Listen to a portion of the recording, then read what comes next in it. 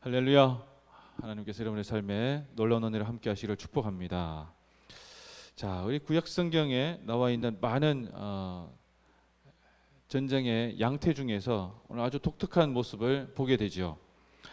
오늘의 독특한 모습은 두 가지라고 할 수 있습니다. 하나는 대단히 적은 수로 대단히 많은 수의 적군을 싸워 이겼다라는 것이고, 또 하나는 이렇게 싸워 이길 때 밤에 야습을 감행했다라는 것입니다.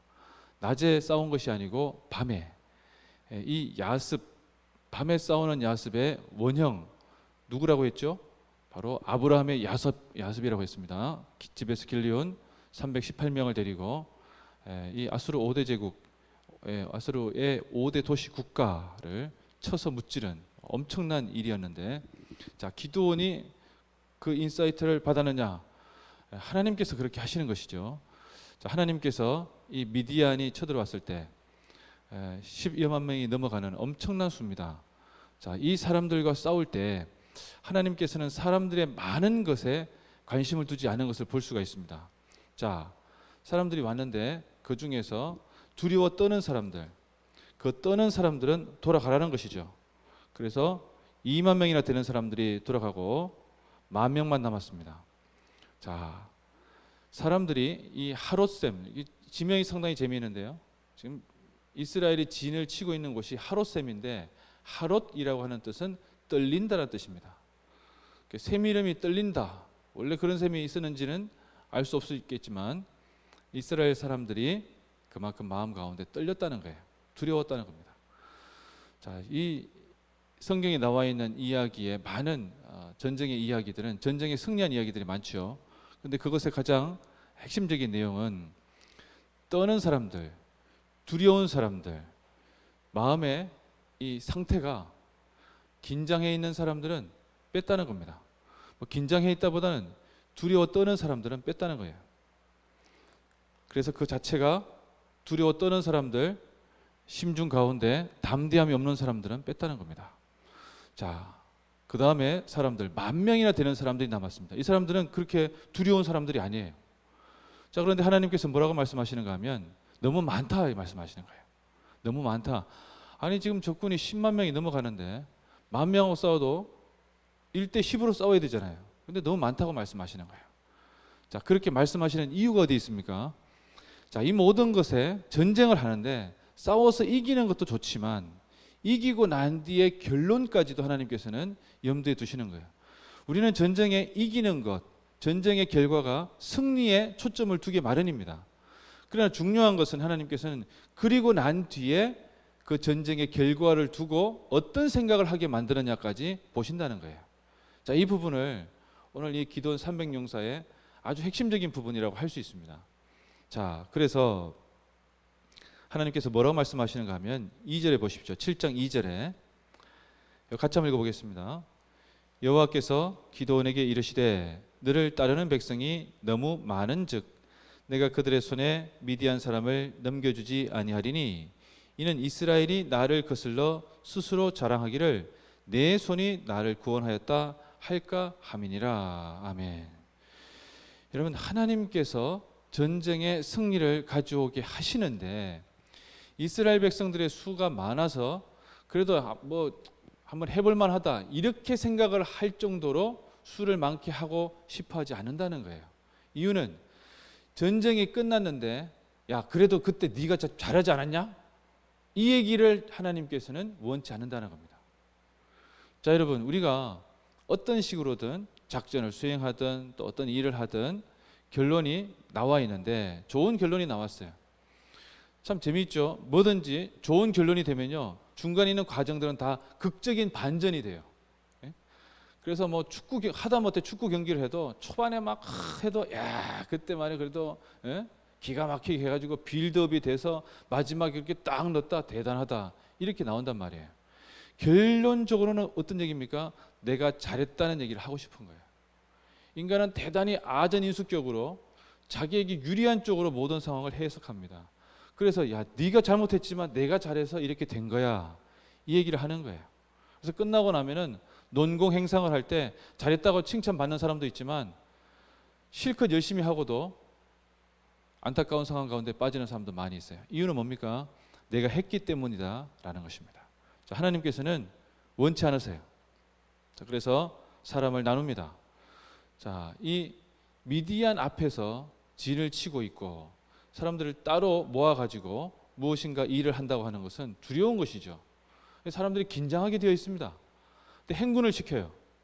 그래서 샘까지 행군을 시켜서 거기에서 물을 마시게 합니다. 오늘도 아마 날이 더울 것 같은데 비가 오겠죠. 근데 아무튼 날이 더울 때 물을 못 마신다는 게 힘든 얘기죠. 자, 이게 무슨 얘기입니까? 자기의 본능적인 모습이 나오게 하는 상황을 하나님께서 만드신 거죠.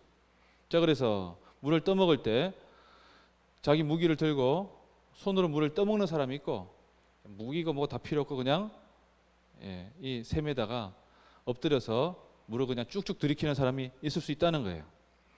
자, 물론 본질은 사람이 많게 하지 않기 위해서 적은 수를 하나님께서 택하는 것이기 때문에 이래도 되고 저래도 된다고 볼 수가 있겠지만 유심하게 들여다보면 그래도 뭔가 긴장하면서 자기 임무에 충실하려고 하는 사람과 임무고 뭐고 지금 목이 말라서 죽겠는데 라고 하는 자기 상황에 빠져 있는 사람과 구별이 됩니다. 우리가 어떤 일을 감당할 때 우리가 해야 되는 대의가 있고 목적이 있어요. 근데 늘 하다 보면 중간에 어떤 일이 생깁니다. 하다못해 이 특세를 하다 보면 우리는 이번 주 일주일 동안 아주 임팩트 있게 하는데 40일 특별 새벽 기도하면 중간에 별일이 많이 생깁니다. 애가 갑자기 아프고요. 하다못해 자기가 주차를 했는데 자기가 못 나가도록 차를 막아버리는 경우도 있어요. 택시 타고 오는 분도 있습니다. 집안에 일이 생기거나 부대에 일이 생기거나 내가 정말 이 상황 속에서 누가 봐도 그래 그럴 수 있지 괜찮아 라고 이야기할 정도의 많은 이야기를 듣게 된다는 거예요. 근데 중요한 것은 뭡니까? 내 중심이 내 마음이 어떻게 하느냐의 문제죠. 지금은 애들이 공부할 때이기 때문에 애들 쫙 옆에서 지원해야 됩니다. 그래서 신앙생활은 좀 뒤로, 오늘은 이번 주에는 또 이번 해에는 몇 년간은 내가 사업을 확장해야 되기 때문에 직장에서 기틀을 잡아야 되기 때문에 내가 아침에 일어나거나 새벽에 나가거나 뭐 수요일이라든지 주일이라든지 예배 참석하는 거 잠시 보류, 코로나기 때문에 보류, 변명을 들어대고 자기를 합리화시키기 위해서 사람들에게 하는 얘기를 사람들은 다 알아듣죠. 그러나 이번 본질은 어디에 있는지가 중요합니다. 그럼에도 불구하고 라고 하는 대목이 여기에서 나오는 겁니다. 자, 하나님께서 300명을 택했습니다. 아주 소수 인원입니다. 이 사람들은 죽었다 깨어나도 자기가 뭘 했다라고 얘기 못할 거예요. 자, 그런데 하나님께서는 더 극단으로 몰아가시죠. 이 사람들을 밤에 야습을 감행하는데 항아리에다 횃불을 숨기고 손에는 나팔을 들고 불게 하고 횃불을 끄집어냅니다. 자, 이런 전략을 구사하기 전에 하나님께서는 다시 기드온에게 밤에 적진에게 가까이 가게 만들어요. 그래서 제일 앞에 초병에 이야기를 듣게 합니다. 기드온이라는 사람 자체가 지휘관인데 이 사람이 되게 떠는 사람이에요. 그렇죠? 하나님께 대해서 계속 시험하기도 했는데, 자, 초병 앞에 가서 초병이 하는 얘기를 듣습니다. 초병이 꿈 얘기를 해요. 밤에 어떤 꿈을 꿨는데 보리떡이 와가지고 우리 진영을 그냥 박살을 내더라, 이 얘기를 듣습니다. 도대체 뭔 뜻이냐 그러니까 옆에 있는 사람이 야, 그 보리떡 그거는 기드온을 얘기하는 거야. 우리 다 박살난다는 얘기다. 뭔 얘기입니까? 지금 하나님께서는 기드온이라고 하는 사람이 떨고 있다고 생각하는데 적진을 가보라는 거예요. 누가 더 떨고 있습니까? 그들은 꿈에도 기드온이 나타나서 우리를 무찌른다고 생각할 정도로 적의 사기는 사라져버린 거예요. 뭔 얘기입니까? 선순구준이죠. 벌써 이긴 전쟁이라는 거예요. 내일도 다윗과 골리앗 이야기가 나오겠지만 똑같은 얘기입니다.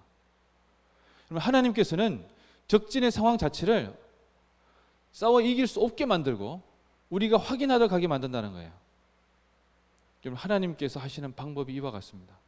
보리떡은 누가 먹겠습니까? 요즘은 뭐 이렇게 하여튼 이스라엘 사람들은 보리떡이라고 하지만 짐승들이 먹는 거예요. 가축이나 먹는 겁니다. 중요하지 않은 거예요. 별거 아닌 겁니다. 그런데 그것이 어떻게 된다는 겁니까? 그것이 미디안 진영을 무너뜨리게 만드는, 흩어지게 만드는 놀라운 무기가 된다는 거예요. 하나님께서 보리떡같이 어느 누구에게도 별 볼일 없는 존재인 기드온을, 실제로 그렇습니다. 하나님께서 처음 택할 때도 정말 부끄러운 자리에서 하나님께 부름을 받은 거거든요. 그 사람을 하나님께서 택해서 쓰신다는 거예요. 자, 여러분, 이유가 뭡니까?